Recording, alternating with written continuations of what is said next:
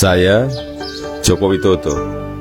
Ini adalah kisah masa muda saya sewaktu memulai perjalanan hidup. Ini saya waktu kecil. Saya berasal dari kota Solo, Jawa Tengah. Saya anak sulung dari 4 bersaudara. 3 adik saya semuanya perempuan. Saya berasal dari keluarga biasa.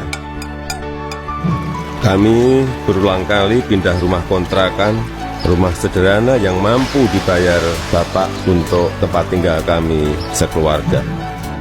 Bapak berjuang untuk hidup kami dengan berjualan bambu dan kayu di pasar. Ibu sangat gigih membantu Bapak.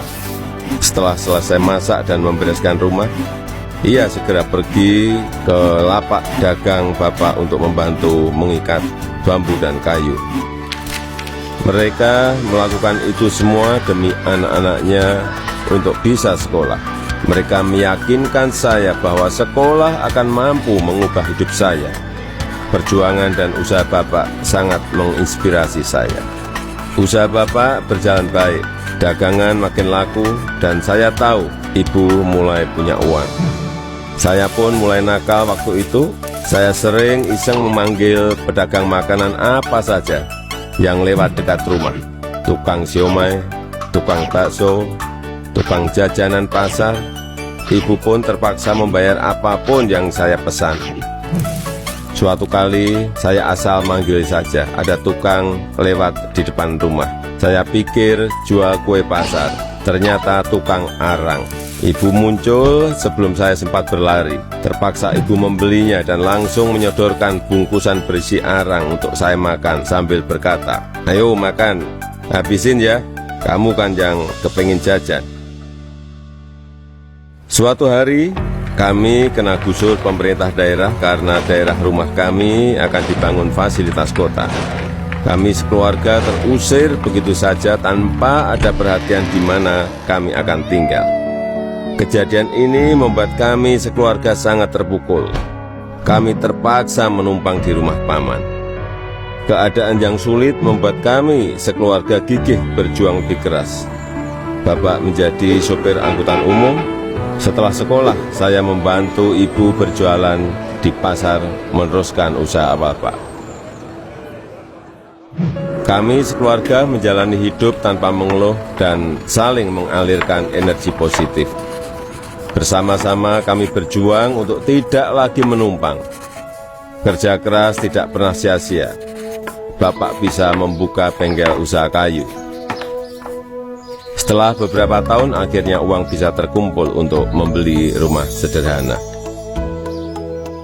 Tahun 1980, akhirnya saya memutuskan untuk kuliah di jurusan Teknologi Kayu, Kehutanan UGM. Saya memilih jurusan tersebut agar saya dapat belajar lebih mendalam tentang perkayuan. Saya ingin mengikuti jejak Bapak, ingin membangun bisnis kayu Bapak menjadi besar. Ini saya gondrong waktu kuliah, dan saya suka banget dengerin musik cadas dari Nazareth, Queen, Metallica, Judas Priest, Guns N' Roses. Saya juga hobi banget naik gunung. Gunung Lawu, Gunung Merapi, Gunung Merbabu, Gunung Kerinci, sudah saya daki. Menginjak masa penulisan skripsi di dekat akhir kuliah, saya sudah agak kalem. Akan menginjak dunia kerja, saya memutuskan untuk lebih serius. Saya bertemu dengan gadis bernama Iriana. Dia teman adik saya yang sering main ke rumah. Pertama curi-curi pandang, lama-lama jadi jatuh cinta. Iriana orangnya sederhana, dan itu yang saya suka. Pacaran waktu itu berat di ongkos tapi ringan di hati. Saya naik bus penuh sesak, bolak-balik Jogja Solo demi bertemu Iriana.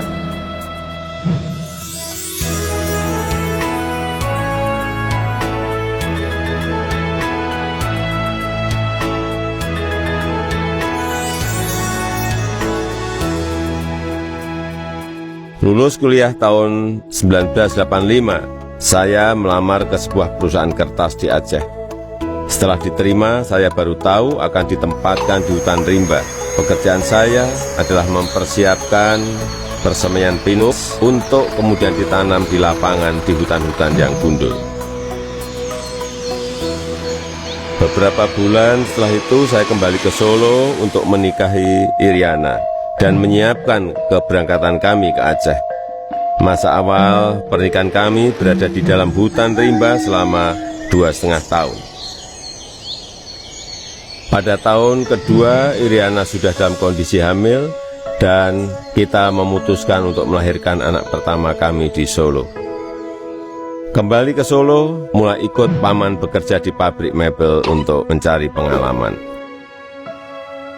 Di sini saya belajar banyak tentang bagaimana menjadi pengusaha yang baik. Semua posisi pernah saya lakoni, di produksi, di pemasaran, semuanya pernah saya alami. Tahun 1987, anak pertama saya lahir, Gibran Rakabuming. Gibran itu singkatan dari gigih dan berani. Saya ingin putra pertama saya punya semangat hidup seperti namanya. Lahirnya Gibran juga memicu saya untuk mendirikan perusahaan pertama saya yang bergerak di bisnis mebel dengan nama CV Rakabi.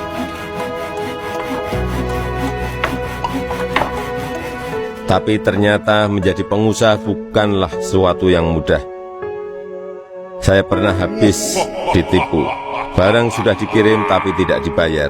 Lalu orangnya menghilang.